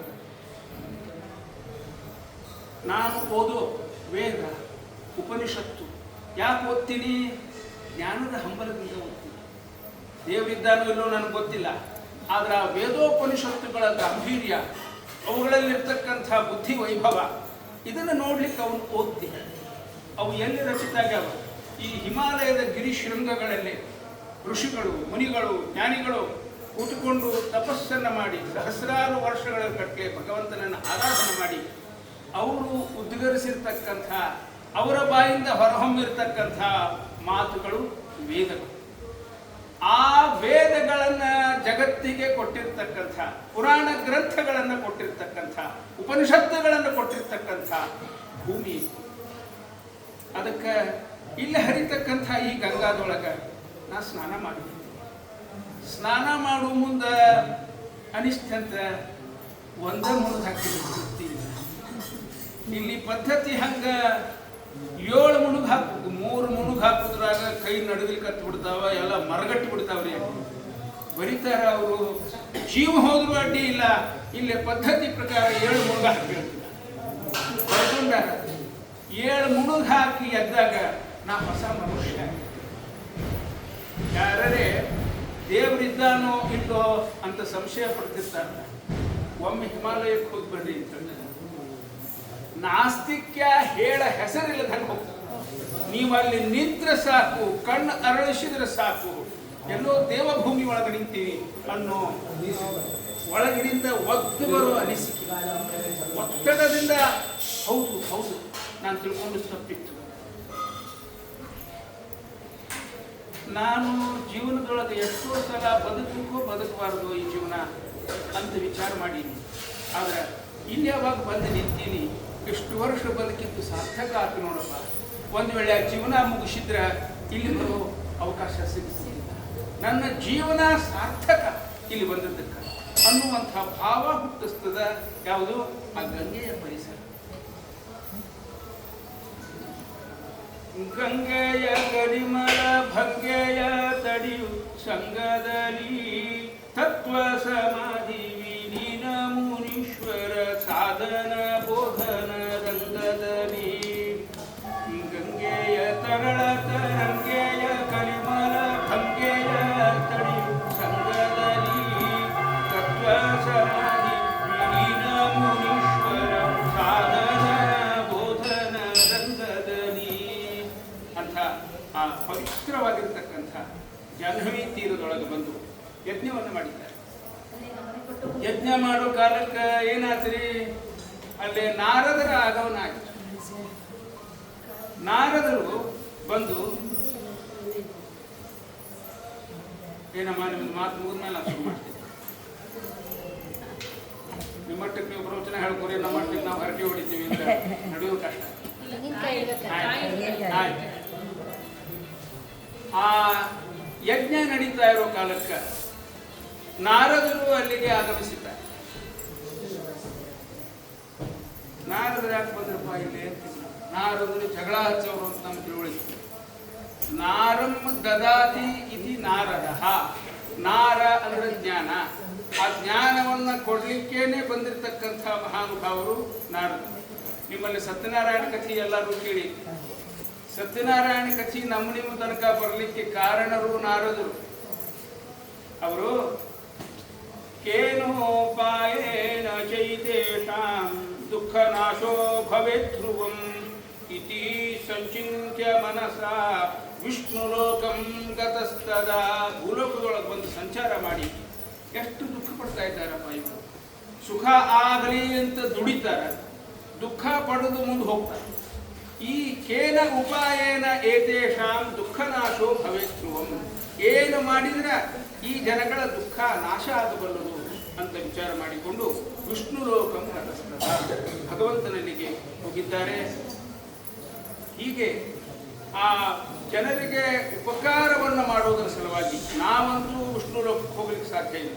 ನಮ್ಮ ಸಲುವಾಗಿ ಇಲ್ಲಿಂದ ವಿಷ್ಣು ಲೋಕಕ್ಕೆ ಹೋಗಿ ನಮ್ಮ ಸಮಸ್ಯೆಗಳಿಗೆ ಸಾಕ್ಷಾತ್ತಾಗಿ ವಿಷ್ಣುವನ್ನೇ ಕೇಳಿಕೊಂಡು ಪರಿಹಾರವನ್ನು ತಂದುಕೊಡ್ತಕ್ಕಂಥ ಮಹಾನುಭಾವರು ನಾರದರು. ಆ ನಾರದರು ಬಂದು ಎಲ್ಲ ಯಜ್ಞ ಮಾಡ್ತಾ ಇರತಕ್ಕಂಥ ಋಷಿಗಳಿಗೆ ಒಂದು ಪ್ರಶ್ನೆಯನ್ನು ಮಾಡಿದ್ದಾರೆ. ಕಸ್ಮೈ ದೇವಾಯ ಹವಿಷಾ ವಿಧೇಮ. ಯಾವ ದೇವತೆಯನ್ನ ಕುರಿತು ನೀವು ಈ ಯಜ್ಞವನ್ನು ಮಾಡ್ತಾ ಇದ್ದೀರಿ? ಇಷ್ಟು ಕೇಳಿದ ಕೂಡಲೇ ಎಲ್ಲ ಋಷಿಗಳು ವಿಚಾರ ಮಾಡ್ಲಿಕ್ಕೆ ಶುರು ಮಾಡಿದ್ದಾರೆ. ಏನ್ರಿ ಯಜ್ಞಕ್ಕೆ ಕೂತವರಿಗೆ ನಾವು ಯಾವ ಯಜ್ಞಕ್ಕೆ ಕೂತೀವಿ ಅನ್ನೋದು ಗೊತ್ತಿಲ್ಲ. ಹೆಂಗೆ ನಿನ್ನೆ ಪ್ರಸ್ತಾಪ ಮಾಡಿದ್ದೇನೆ. ಆಯಾ ಕಾಲಕ್ಕೆ ಎಲ್ಲವನ್ನೂ ತಿಳಿದಿರ್ತಕ್ಕಂಥ ಋಷಿಗಳಿಗೂ ಕೂಡ ಆಯಾ ಕಾಲಕ್ಕೆ ಭಗವಂತ ಆ ಬುದ್ಧಿಯನ್ನು ಸಂಕುಚಿತಗೊಳಿಸ್ತಾರೆ. ಈಗ ನಮ್ಮ ಬುದ್ಧಿ ಕೆಲಸ ಮಾಡೋದು ಹೆಂಗ್ರಿ? ಯೋನ ಪ್ರಚೋದಯ.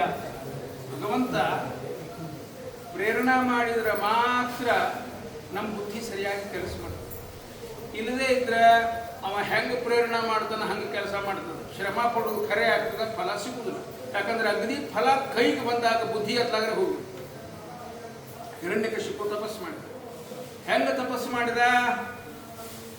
ಮೈ ಮ್ಯಾಲಿನ ಚರ್ಮ, ಮಾಂಸ, ಖಂಡ ಎಲ್ಲಾನು ನೆಲಕ್ಕೆ ಸುರಿದು ಬಿತ್ತು.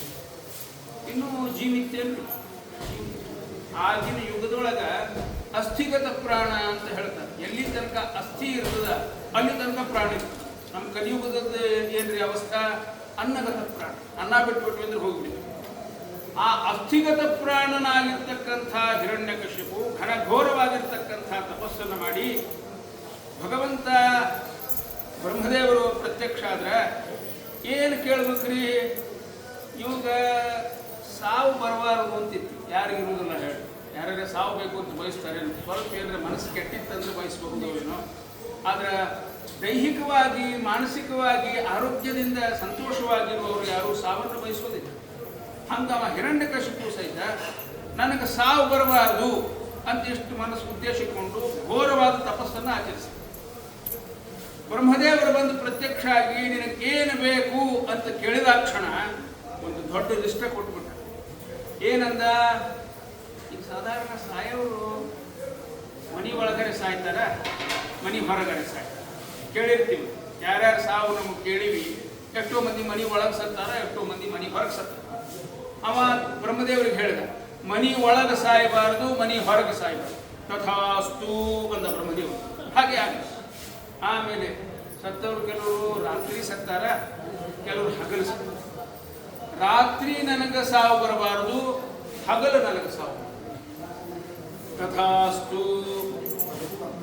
ರಾಕ್ಷಸ ನೋಡ್ರಿ, ದೊಡ್ಡ ದೊಡ್ಡ ಕ್ರೂರ ಮೃಗಗಳ ಸಂಗತಿ ಸೆಣಸ್ಯಾಡಿ ಅವಾಗ ಅಭ್ಯಾಸ ಆಯಿತು ಅರಣ್ಯದೊಳಗೆ. ಮೃಗಗಳಿಂದ ಸಾವು ಬರಬಾರದು, ಮತ್ತು ಯಾವ ಮನುಷ್ಯರಿಂದಲೂ ಸಾವು ಬರಬಾರದು. ತಥಾಸ್ತು. ಹಾಗೆ ಆಗ ಆಮೇಲೆ ಮತ್ತೆ ವಿಚಾರ ಮಾಡಿ, ಹಗಲು ಹೊತ್ತಿನಾಗ ಸಾವು ಬರಬಾರದು, ಆತೆದ್ರದಾಗಲೇ ರಾತ್ರಿ ಹೊತ್ತು ಸಾವು ಬರಬಾರದು. ಹಿಂಗೆ ಏನೇನೋ ಲಿಸ್ಟ್ ಮಾಡ್ಕೋತಾ ಹೋದ. ಎಲ್ಲದಕ್ಕೂ ಬ್ರಹ್ಮದೇವರು ತಥಾಸ್ತು ತಥಾಸ್ತು ಅಂತ. ಕಡಿಗೆ ಸಾವು ಬಂತು. ಹೆಂಗೆ ಬಂತು? ಮನಿ ಒಳಗೆ ಸಾಯಲಿಲ್ಲ, ಮನಿ ಹೊರಗೆ ಸಾಯಲಿಲ್ಲ, ಪಸ್ತದ ಮೇಲೆ ಸತ್ತ. ಹಗಲು ಸಾಯಲಿಲ್ಲ, ರಾತ್ರಿ ಸಾಯಲಿಲ್ಲ, ಸಂಧಿಕಾಲದೊಳಗೆ ಸತ್ತ. ಮನುಷ್ಯನಿಂದ ಸಾಯಲಿಲ್ಲ, ಮೃಗಗಳಿಂದ ಸಾಯಲಿಲ್ಲ. ನರಸಿಂಹ, ಇತ್ಲಾಗ ನರ ಅಲ್ಲ, ಅತ್ಲಾಗ ಸಿಂಹ ಅಲ್ಲ, ನರಸಿಂಹನಿಂದ ಸತ್ತ. ಅಸ್ತ್ರಗಳಿಂದ ಸಾಯಬಾರದು, ಶಸ್ತ್ರಗಳಿಂದ ಸಾಯಬಾರದು ಅಂತ ಬೇಡ್ಕೊಂಡಿದ್ದ. ಉಗುರಿನಿಂದ ಅವನನ್ನು ಸಂಹಾರ ಮಾಡಿದ. ಇಷ್ಟೆಲ್ಲ ಬೇಡ್ಕೊಳ್ಳೋ ಬದಲಾಗಿ ಸಾವು ಬರಬಾರದು ಅಂತ ಕೇಳಿದ್ರೆ ಮುಗಿದಾಗಿದ್ದಲ್ಲಿ ಅವಾಗ ಆ ಬೆಳ್ಳ್ಯಾದೊಳಗೆ ಬ್ರಹ್ಮದೇವರು ಬಂದು ನಿಂತಾನ. ಏನೇನು ಬೇಕಂತ ಕೇಳಿಕಂತಾನ. ಎಲ್ಲಾನು ಡಿಟೇಲ್ ಆಗಿ ಕೇಳಿಬಿಡ್ಬೇಕು ಅಂತ ಬುದ್ಧಿಯೊಳಗೆ ಬಂದ್ಬಿಡು. ಲಿಸ್ಟ್ ಕೊಡ್ತಾ ಹೋದ. ಅದೇ ಮೂರ್ಖತನ. ಒಂದು ಮಾತು ಸಾವು ಬರಬಾರದು ಅಂದ್ಬಿಟ್ಟಿದ್ರೆ ಎಲ್ಲ ಕವರ್ ಆಗೋದು. ಆದರೆ ಆ ಬೆಳ್ಳ್ಯಾದೊಳಗೆ ಬುದ್ಧಿ ಹಂಗೆ ಕೆಲಸ ಮಾಡ್ತಿದ್ದೆ. ಅದಕ್ಕೆ ಹೇಳ್ತಾರೆ ಧಿಯೋಯೋನ ಪ್ರಚೋದಯ. ಭಗವಂತ ಯಾವ್ಯಾವ ಕಾಲಕ್ಕೆ ಹೆಂಗೆ ಎಷ್ಟೆಷ್ಟು ಬುದ್ಧಿ ಕೊಡ್ತಾನೆ ಅಷ್ಟೇ ಬುದ್ಧಿ. ನಮ್ಮ ಬುದ್ಧಿ ಬಗ್ಗೆ ನಮಗೆ ಬಹಳ ಅಭಿಮಾನ ಇರ್ತದೆ. ನಮ್ಮ ಗುರುಗಳು ಹೇಳ್ತಿದ್ರು, ಸತ್ಯಧ್ಯಾನ ತೀರ್ಥರ ಕಾಲದೊಳಗೆ ಒಬ್ಬರು ದೊಡ್ಡ ಜ್ಯೋತಿಷಿ ಏಕಾದಶಿ ವಿಷಯದೊಳಗೆ ಚರ್ಚಾ ಬಂತು ಅಂದ್ರೆ ಅವ್ರನ್ನ ಕರೆಸ್ತಿದ್ರಂತೆ ಸ್ವಾಮಿಗಳು. ಸರಿಯಾಗಿ ಏಕಾದಶಿ ನಿರ್ಣಯ ಮಾಡಿ ಹೇಳಿಬಿಡ್ರಿ, ಯಾವಾಗ ಏಕಾದಶಿ ಯಾವಾಗ ದ್ವಾದಶಿ. ಅವ್ರು ಹೇಳಿಬಿಟ್ರು ಅಂದ್ರೆ ಆಮೇಲೆ ಮುಂದೆ ಪ್ರಶ್ನೆ ಇಲ್ಲ. ಎಂಥ ದೊಡ್ಡ ವಿದ್ವಾಂಸರೇ ಬಂದರೂ ಶಾಸ್ತ್ರದ ಆಧಾರದಿಂದ ಇವತ್ತೇ ಏಕಾದಶಿ ಆಗಲಿಕ್ಕೆ ಬೇಕು ಅಂತ ಕರಾರುವಕ್ಕಾಗಿ ಹೇಳುವಂಥ ಪಾಂಡಿತ್ಯ. ಅಂಥವರಿಗೆ ಮುಪ್ಪಿನ ಕಾಲಕ್ಕೆ ಏನಾಗ್ತದೆ? ಏಕಾದಶಿ ದಿವಸ ಮುಂಜಾನೆ ಬಡ ಬಡ ಎಲ್ಲಿ ಹಾಕ್ಕೊಂಡು ಕೂತು, ಪಾರಣಿ ಒಳ್ಳೆ ಮೀರ್ತದ, ಲಘು ಲಘು ಬಡಿಸ್ನ ಹಠ ಬೇರೆ. ಯಾವ ಪಂಚಾಂಗ ತೋರಿಸ್ಬೇಡ, ಪಂಚಾಂಗಗಳು ತಪ್ಪಿರ್ತಾವ, ಪಂಚಾಂಗ ತಿದ್ದೀನಿ ನಾ. ದ್ವಾದಶಿ ದಿವಸ ಉಪವಾಸ ಕೂತು ಬುದ್ಧಿ ಅರಳಬ. ಯಾವ ಮನುಷ್ಯ ಇಡೀ ಪಂಡಿತರ ಸಮಾಜಕ್ಕೆ ಮಾದರಿಯಾಗಿ ನಿಂತುಕೊಂಡು ನಿರ್ಣಯವಾಗಿ ಹೇಳ್ತಿದ್ದಾರೆ.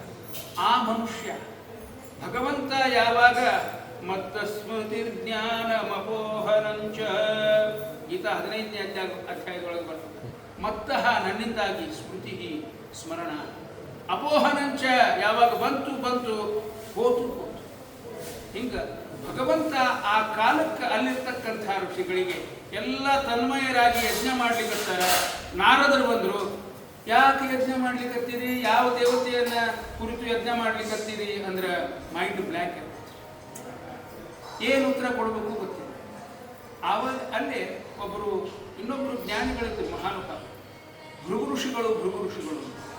ಆ ಭೃಗು ಋಷಿಗಳು ಹೇಳಿದರು, ಇರೋರು 3 ಮಂದಿ, ಬ್ರಹ್ಮ ವಿಷ್ಣು ಮಹೇಶ್ವರ ದೇವತಾ ಪ್ರಮುಖರು.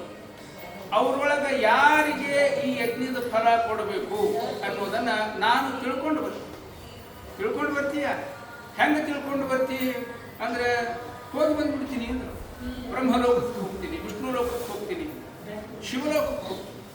3 ಕಡೆಗೆ ಹೋಗಿ ಯಾವ ದೇವತಾ ಶ್ರೇಷ್ಠ ಅನ್ನೋದನ್ನ ಪ್ರತ್ಯಕ್ಷೀಕರಿಸಿಕೊಂಡು ಪ್ರಮಾಣೀಕರಿಸಿಕೊಂಡು ಬಂದು ನಿಮಗೆ ಹೇಳ್ತೀನಿ. ಭೃಗು ಋಷಿಗಳಿಗೆ ಅಂಥ ಒಂದು ಯೋಗ್ಯತೆ ಇತ್ತು. 3 ವರಗಳಿತ್ತು ಭೃಗು ಋಷಿಗಳಿಗೆ ಅಂತ ಹೇಳ್ತಾರೆ. ಮೊದಲನೇ ವರ ಯಾವುದು? ಭೃಗು ಋಷಿಗಿದ್ದಂಥ ವರ ಭೃ ಅಂದ್ರೆ ಭೃಷಂ ಅಂತ, ವೇಗವಾಗಿ ಲೋಕಾಂತರಗಳಿಗೆ ಸಂಚಾರ ಮಾಡಿ ಬರ್ತಕ್ಕಂಥ ಸಾಮರ್ಥ್ಯ. ಗ ಅಂದ್ರೆ ಗಚ್ಚತಿ, ಭೃಗು ವೇಗವಾಗಿ ಬೇರೆ ಬೇರೆ ಲೋಕಗಳಿಗೆ, ದೇವತಾ ಲೋಕಗಳಿಗೆ ಸಂಚಾರ ಮಾಡಿ ಬರತಕ್ಕಂಥ ಸಾಮರ್ಥ್ಯ ಭೃಗು ಋಷಿಗಳಿಗೆ ಮಾತ್ರ ಇತ್ತು. ಭೃಗು ಅಂದ್ರೆ ಶೀಘ್ರದಲ್ಲೇ ದೇವತಾ ಲೋಕಗಳಿಗೆ ಸಂಚಾರ ಮಾಡುವ ಸಾಮರ್ಥ್ಯ ಇರತಕ್ಕಂಥ ಋಷಿ ಇದ್ದಂಥ. ಇದು ಅವರಿಗಿದ್ದಂಥ ಮೊದಲನೇ ವರ. 2ನೇ ವರ ಸ್ವಲ್ಪ ವಿಚಿತ್ರ ವರ ರೀ. ಲೋಕ ಕಲ್ಯಾಣಕ್ಕೋಸ್ಕರ ಆಗಾಗ ಭಗವಂತನ ಜೊತೆಗೆ ಜಗಳವಾಡತಕ್ಕಂಥ ವರ. ಅದಕ್ಕೂ ಒಂದು ಯೋಗ್ಯತಾ ಬೇಕು.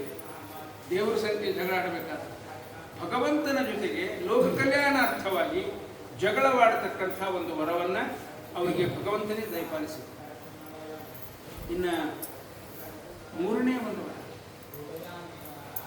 ಭೃಗು ಋಷಿಗಳು ಹೇಳಿದ ಮಾರ್ಗದೊಳಗ ಯಾರು ನಡೀತಾರೆ ಅವರು ಮೋಕ್ಷವನ್ನೇ ಪಡಿತಾರೆ. ಭೃಗು ಸಂಹಿತಾಂತದ ನಾಡಿ ಗ್ರಂಥಗಳನ್ನು ಬರೆದಾರ್ರಿ ಭೃಗು ಋಷಿಗಳು, ಇವತ್ತಿಗೂ ಉಪಲಬ್ಧವು. ಅವನ್ನ ನಾಡಿ ಹಿಂಗೆ ಹಿಡಿದು ನೋಡಿ ನಿಮಗೆ ಏನು ಅನಾರೋಗ್ಯ ಅನ್ನೋದನ್ನು ಹೇಳಿಬಿಡ್ತಾರೆ. ಅವ್ರನ್ನ ಕೇಳ್ರಿ ಇದಕ್ಕೆ ಆಧಾರ ಏನು ಅಂತ.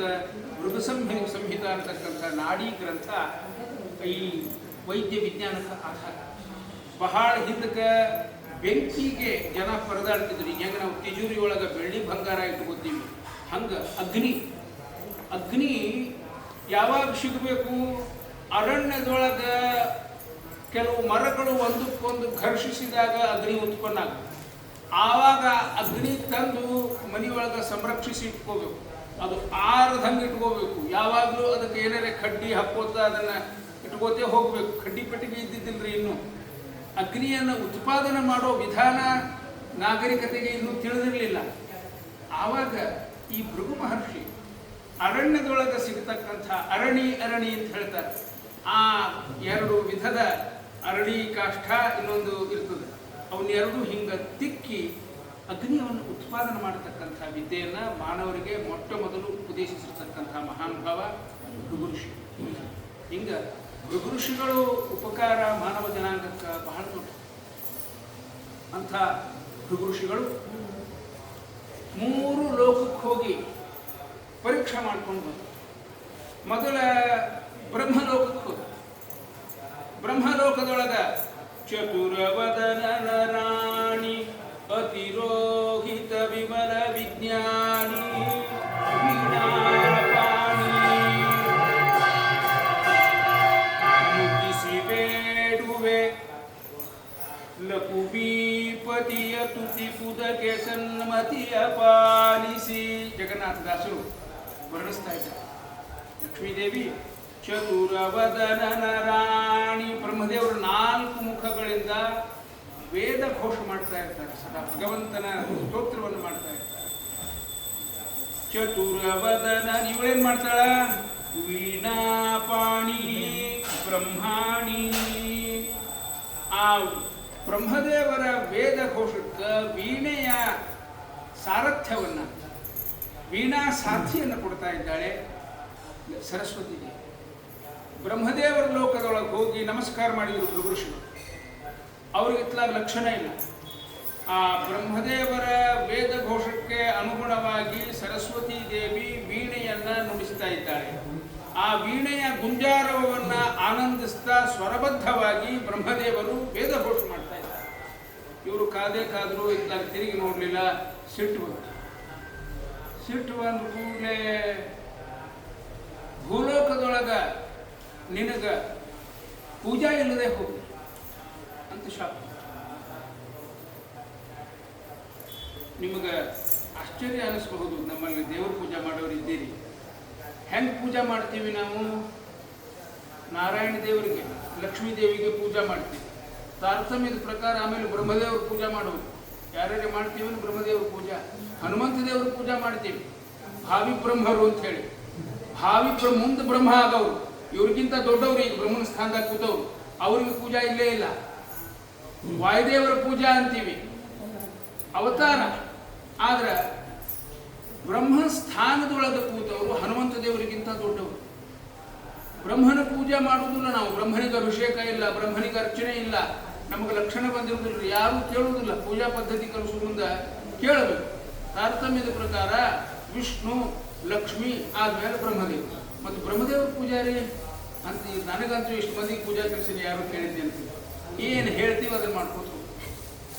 ಬ್ರಹ್ಮದೇವರಿಗೆ ಪೂಜಾ ಇಲ್ಲ ಅನ್ನೋದಕ್ಕೆ ಕಾರಣ ಈ ಭೃಗುಋಷಿಯ ಶಾಪದ ನೆಪ ಪುರಾಣಗಳಲ್ಲಿ ಬರ್ತಾ ಇದೆ. ಇದಕ್ಕೆ ಒಂದು ಅಪವಾದ ಅಂದ್ರೆ, ಅಲ್ಲೆಲ್ಲೋ ರಾಜಸ್ಥಾನದೊಳಗೋ ಪುಷ್ಕರದೊಳಗೋ ಎಲ್ಲೋ ಒಂದು ಕಡೆ ಬ್ರಹ್ಮನ ದೇವಾಲಯ ಆದ, ಅದು ಒಂದು ಅಪವಾದ. ಅದಕ್ಕೆ ಆ ಸ್ಥಳ ಪುರಾಣ ಕೇಳಿದ್ರೆ ನಿಮಗೆ ಹೇಳ್ತಾರೆ ಏನು ಕಾರಣ ಅಂತ ಹೇಳಿ. ಆನಂತರದಲ್ಲಿ ಎಲ್ಲಿ ಬಂದರು? ಕೈಲಾಸಕ್ಕೆ ಬಂತು, ಶಿವನಲ್ಲಿಗೆ ಬಂತು. ಶಿವ ಕಲಾಪ್ರಿಯ, ಅರ್ಧನಾರೀಶ್ವರ. ಶಿವ ಅಂದ್ರೆ ಬೇರೆ ಅಲ್ಲ, ನೃತ್ಯ ಸಂಗೀತ ಅಂದ್ರೆ ಬೇರೆ ಅಲ್ಲ. ಆ ಮಹಾನುಭಾವ ಅರ್ಧನಾರೀಶ್ವರ, ಅವನು ಪಾರ್ವತಿಯೊಡನೆ ಆನಂದದಿಂದ ಸಂಗೀತ ಮತ್ತು ನರ್ತನದಲ್ಲಿ ತೊಡಗಿದ್ದಾರೆ. ಇವರು ಒಂದು ನಮಸ್ಕಾರ ಮಾಡಿದ್ರು, ಓಂ ನಮಃ ಶಿವಾಯ ಅಂದರು, ಶಿವಪಂಚಾಕ್ಷರಿ ಜಪ ಮಾಡಿರಬೇಕು. ಏನಾದರೂ ತಿರುಗಿ ನೋಡ್ರು. ಸಿಟ್ಟು ಬಂದು ಏನು ಶಾಪ ಕೊಟ್ಟಿರಿ? ಇನ್ನು ಮೇಲೆ ನಿನಗೆ ಮೂರ್ತಿ ಪೂಜಾ ಇಲ್ಲದೆ ಹೋಗ್ಲಿ, ಬರೀ ಲಿಂಗ ಪೂಜಾ ಆಗಲಿ ಅಂತ ಶಾಪ.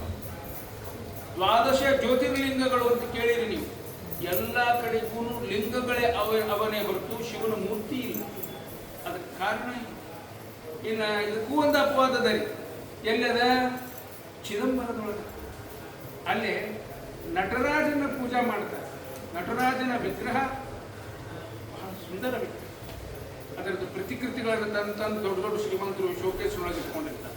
ಮೂಲ ಆಕೃತಿ ನಟರಾಜನ ವಿಗ್ರಹ ಅಲ್ಲಿ ಚಿದಂಬರದಲ್ಲಿ ಇರ್ತಾರೆ. ಅಲ್ಲೂ ಒಂದು ಸ್ಥಳ ಪುರಾಣ ಅದ, ಯಾಕಿಲ್ಲೇ ನಟರಾಜನ ವಿಗ್ರಹ ಪೂಜೆ ಮಾಡ್ತೀವಿ ಅಂತ.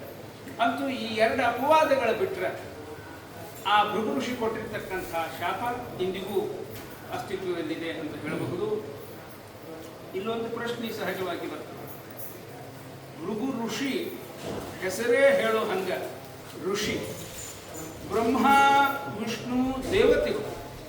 ಇವ ಅಲ್ಲಿ ಹೋಗುವುದಂದ್ರೇನು, ಅವ್ರಿಗೆ ಶಾಪ ಕೊಡುವುದಂದ್ರೇನು? ನಮ್ಮಲ್ಲಿ ತಾರತಮ್ಯದ ವಿಚಾರ ಮಾಡ್ತೀವಿ ನಾವು. ತಾರತಮ್ಯದ ದೃಷ್ಟಿಯಿಂದ ನೋಡಿದರೆ ಬ್ರಹ್ಮದೇವರ ಸ್ಥಾನ ಮೂರನೇ, ಪರಮಾತ್ಮ ಲಕ್ಷ್ಮೀದೇವಿ ಆದ ಕೂಡಲೇ ತಾರತಮ್ಯದೊಳಗೆ ಬ್ರಹ್ಮದೇವ. ಆಮೇಲೆ ಶಿವನ ಸ್ಥಾನ 5ನೇದು, ಭೃಗುಋಷಿ ಸ್ಥಾನ ಎಷ್ಟನೇದ್ರಿ? 15. ಇವರಿಗಿಂತ ಬಹಳ ಕೆಳಗೆ ಭೃಗುಋಷಿ. ಆದ್ರೆ ಭೃಗುಋಷಿ ಹೋಗಿ ಇವರಿಬ್ಬರಿಗೆ ಶಾಪ ಕೊಡ್ತಾನ ಅಂತ ಪುರಾಣದೊಳಗೆ ಬರ್ತದೆ. ಅಲ್ಲಿ ನಮ್ಗೆ ಪ್ರಶ್ನೆ ಬರಬೇಕು ಮನಸ್ಸಿನೊಳಗೆ, ಹೆಂಗ್ರಿ ಹೆಂಗ್ ಸಾಧ್ಯ? ಅದಕ್ಕೆ ಉತ್ತರವನ್ನು ಕೂಡ ಜ್ಞಾನಿಗಳು ನೀಡಿದ್ದಾರೆ. ಭಗವಂತ ಎಲ್ಲ ದೇವಾಧಿದೇವತೆಗಳಿಗೆ ಜ್ಞಾನಿಗಳು, ಸಾಧಕರು ಅವರು ಕೊಟ್ಟಿರ್ತಕ್ಕಂಥ ಶಾಪವನ್ನ ಸ್ವೀಕಾರ ಮಾಡಬೇಕು ಅಂತ ಆಜ್ಞೆ ಮಾಡಿದ್ದಾರೆ. ಬರೇ ಆಜ್ಞೆ ಮಾಡಿಲ್ಲ, ತಾನು ಅದನ್ನ ನಡೆದು ತೋರ್ಸ.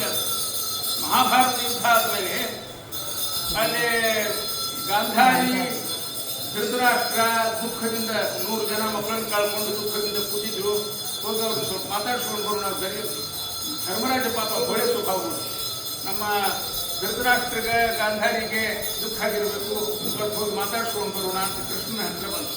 ಕೃಷ್ಣ ಬ್ಯಾಡ ಮರೆ ಏನು ಮಾಡ್ತೀವಿ ಬಿಡು ಅಂತ. ಇಲ್ಲ ಇಲ್ಲ ಹೋಗಿ ನನ್ನ ಮಾತಾಡ್ಸ್ಕೊಂಡು ಬರೋಣ. ಇಬ್ರು ಕೂಡ ಬಂದ್ರೆ ಮೊದಲ ಭೀಮಸೇನ ಧಾವಿಸಿ ಹೋಗಿ ಧೃತರಾಷ್ಟ್ರಿಗೆ ನಮಸ್ಕಾರ ಮಾಡಬೇಕು ಅಂತ ಕೂಡಾಮ ಧೃತರಾಷ್ಟ್ರ. ಯಾರೋ ಹೇಳಿದರು ಭೀಮಸೇನ ಬರ್ಲಿಕ್ಕತ್ತ ನನಗೆ ನಮಸ್ಕಾರ ಬಾ ಮಗ ಅಂತ ಕರೆದು ಹೊಟ್ಟಿದ್ದ ಇವ ಪಾಪ ಮುದುಕ ಕರೀತದ ಹೋಗ್ಬೇಕು ಅಂತ ಹೇಳಿ ಇಲ್ಲಿ ಯಾರೋ ಕೈ ಹಿಡಿದು ಜಗ್ಗಿರಲ್ಲ. ಕೃಷ್ಣ ಕೈ ಹಿಡಿದು ಹೇಳಿದ್ದ ಸೈಡಿಗೆ ನಿಂತ್ಕೊಂಡ್ಬಿಡು. ಏನು ಮಾಡಿದ ಕೃಷ್ಣ? ಭೀಮಂದೊಂದು ಪ್ರತಿಕೃತಿ, ಒಂದು ಉಕ್ಕಿನ ಭೀಮ, ಅದಕ್ಕೆ ಗಾಲಿ ಜೋಡಿಸಿಟ್ಟಿದ್ದ. ಅದನ್ನು ಹೌಗ ಸಪ್ಪಳ ಆಗಲಾರ್ದಂಗ ಆ ಧೃತರಾಷ್ಟ್ರನ ಮುಂದೆ ಸರಿಸಿ ಪಂದ್ಯ ಬಾ ಅಂದವನೇ ಧೃತರಾಷ್ಟ್ರ ಎರಡೂ ಕೈಯಿಂದ ಭೀಮನ ಬೆನ್ನಿನ ಹಿಂದೆ ಕೈ ಹಾಕಿ ಜೋರಾಗಿ ಹಿಚಿಕಿದ್ರೆ ಆ ಉಕ್ಕಿನ ಪ್ರತಿಮಾ ಲಟ ಲಟ ಲಟ ಲಟ ಮುರಿದು ಬಿದ್ದು ಚೂರಾಗಿಬಿಟ್ಟು ನೆಲದ. ಭೀಮ ಗಾಬರಿ ಆಗಿಬಿಟ್ಟು ಬೆವರು. ಈ ಬಂಧನದೊಳಗ ಸಿಕ್ಕಿದ್ನಂದ್ರೆ ಆಲಿಂಗನ ಕೊಟ್ಟಿದ್ದ ಅಂದ್ರೆ ಏನು ಗತಿ ಇತ್ತು? ನಾನು ಎಲ್ಲ ಲೋಕ ವಿಡಂಬನಾಕ್ಷವಾಗಿ ಅಂತ ಹೇಳ್ತಾರೆ. ವಿಜಯನ್ ದೇವ್ರ ಮಹಿಮಾ ಭಾಳ ದೊಡ್ಡದು ಇರಲಿ ಅಂತೂ. ಆಮೇಲೆ ಎಲ್ಲ ಅವನ ಸಾಮರ್ಥ್ಯ ಮುಗಿದ ಮೇಲೆ ಹೋಗಿ ಭೀಮಸೇನ ದೇವರಿಗೆ ಹೇಳಿದಂತೆ ಕೃಷ್ಣ, ಈಗ ಹೋಗಿ ನಮಸ್ಕಾರ ಮಾಡಿ ನಾವು. ಆಮೇಲೆ ಇಲ್ಲಿ ಗಾಂಧಾರಿ ಹತ್ರ ಬಂದಿದ್ದ. ಗಾಂಧಾರಿ ಹತ್ರ ಧರ್ಮರಾಜ. ಎಲ್ಲ ಇದಕ್ಕೆ ಕಾರಣ ಧರ್ಮರಾಜ ಅಂತಿತ್ತು ಗಾಂಧಾರಿ ಮನಸ್ಸು. ಯಾಕಂದ್ರೆ ಇವರು ತಮ್ಮಂದ್ರು ಅರ್ಜುನ ಭೀಮ ಮಹಾಪರಾಕ್ರಮಗಳಾದರೂ ಸಹಿತ ಧರ್ಮರಾಜ ಹೇಳ್ದಂಗೆ ಕೇಳೋರು. ಅವ ಪಗಡಿ ಆಟದೊಳಗ ತೊಡಿ ತಟ್ಟಿ ದ್ರೌಪದಿ ನೀನು ಕೂಡುವ ಅಂತ ಕರೆದಾಗ ಭೀಮ ಮುರಿದು ಹಾಕಿಬಿಡ್ತೀನಿ ಆ ಕೈ ಆ ತೊಡಿ ಎರಡು ಅಂತ ಎದ್ದು ನಿಂತಿದ್ದ. ಇವ ಸನ್ನಿ ಮಾಡಿದ ಅಣ್ಣ ಧರ್ಮರಾಜ ಕೂಡು ಕೆಳಗ ಸೋತೀವಿ ನಾವು ಕೂತ್ಕೊಂಡು ಬಿಟ್ಟ. ಅಷ್ಟು ಸಿಟ್ಟಿನಿಂದ ಎದ್ದು ನಿಂತವ. ಅಣ್ಣ ಹೋಗಬೇಡ ಅಂದ್ರೆ ಕೂತ್ಕೊಂಡು. ಧರ್ಮರಾಜ ಒಂದು ವೇಳೆ ಯುದ್ಧ ಬೇಡ ಅಂದಿದ್ರ ಯುದ್ಧ ನಡೀತಾ ಇರಲಿಲ್ಲ. ನಾ 100 ಮಕ್ಕಳನ್ನು ಕಳ್ಕೊಳ್ತಾ ಇರಲಿಲ್ಲ. ಆ ತಾಯಿ ಸಂಕಟ. ಧರ್ಮರಾಜನ ಕರೆದಕ್ಕೆ ನಿನ್ನ ಮೇಲೆ ಬಹಳ ಕುಣಿತೇವೆ ಧರ್ಮರಾಜ ನನಗೆ ಬಾ ನೀ ಮೊದಲು ಬಂದು ಪಾದ ಮುಟ್ಟಿ ನಮಸ್ಕಾರ ಮಾಡಿದ್ರೆ ಕಣ್ಣಿಗೆ ಪಟ್ಟಿ ಕಟ್ಕೊಂಡಿದ್ದು ಗಾಂಧಾರಿ. ಗಂಡಕ್ಕೆ ದೃಷ್ಟಿ ಇಲ್ಲ, ನನಗೂ ಬೇಡ ಕಣ್ಣು ಅಂತ ಹೇಳಿ ಮಹಾ ತಪಸ್ವಿ. ಸ್ವಲ್ಪ ಹಿಂಗ ಆ ಕಣ್ಣಿನ ಪಟ್ಟಿ ಮ್ಯಾಲಕ್ಕೆ ಸರಿಸಿದ್ನಂತ.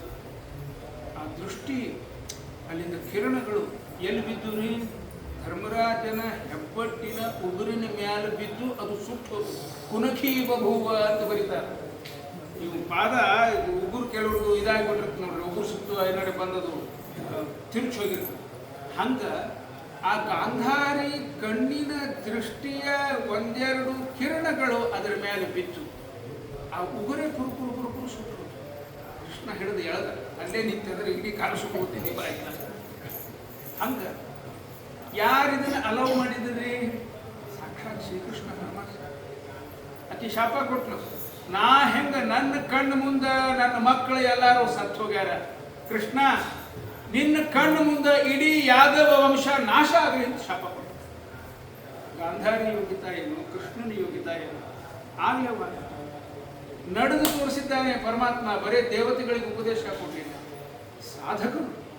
ಗಾಂಧಾರಿ ಬಹಳ ದೊಡ್ಡ ಸಾಧಕಿ. ಪುಟಗಟ್ಟಲೆ ಅವಳ ವರ್ಣನೆಯನ್ನು ಮಾಡ್ತಾರೆ ವೇದವ್ಯಾಸರು ಮಹಾಭಾರತಗಳು. ಅಂಥ ದೊಡ್ಡ ತಪಸ್ವಿನಿ ಅವಳು ಶಾಪ ಕೊಟ್ಟರೆ ಸ್ವತಃ ಶ್ರೀಕೃಷ್ಣ ಪರಮಾತ್ಮ ಅದನ್ನು ಸ್ವೀಕಾರ ಮಾಡಿದ.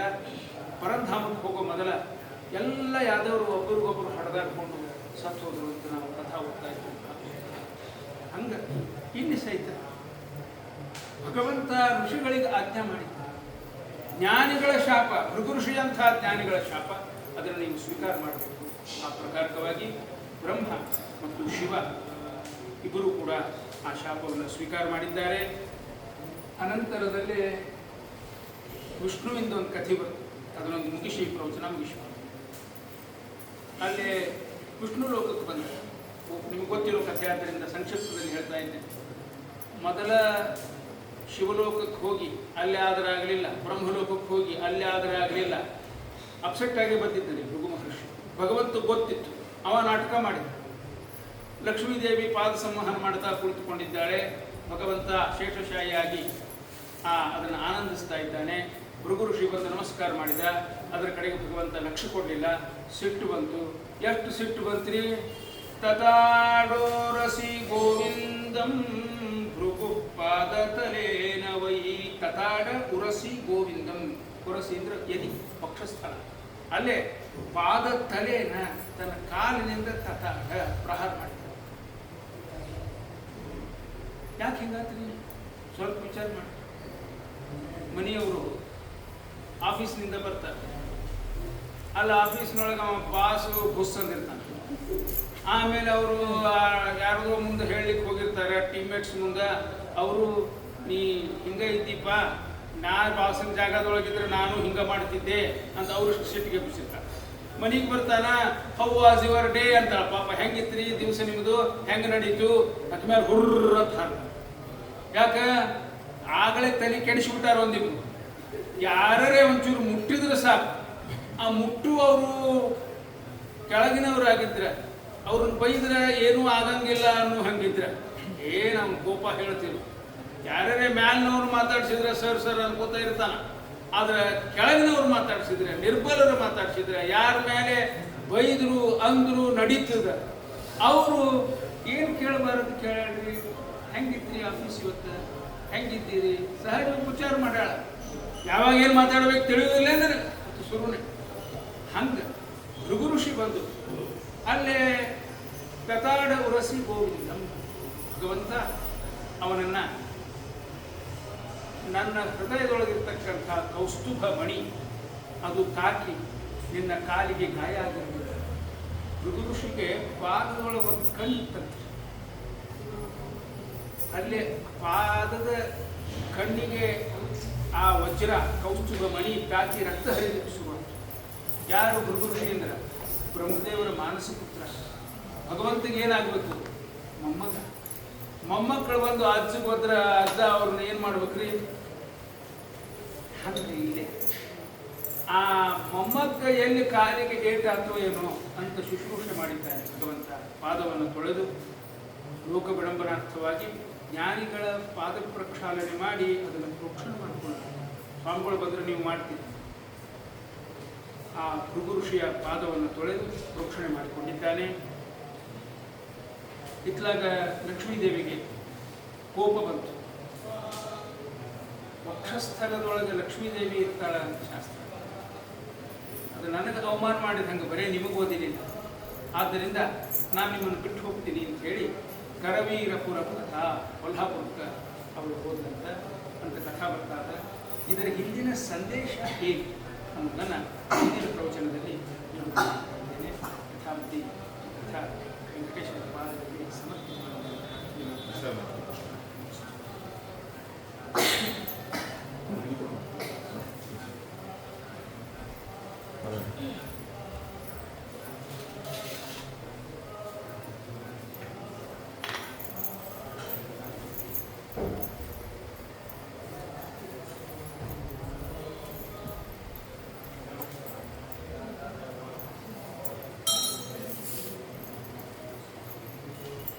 श्रियः कान्ताय कल्याणनिधये निधयेत्सिनां श्रीवेङ्कटनिवासाय श्रीनिवासाय मङ्गलम् नित्याय निरवध्याय सत्यानन्दचिदात्मने सर्वान्तरात्मने श्रीमद्वेङ्कटेशाय मङ्गलम् स्वतः सर्वविदे सर्वशेषिणे सुलभाय सुशीलाय वेङ्कटेशाय मङ्गलम्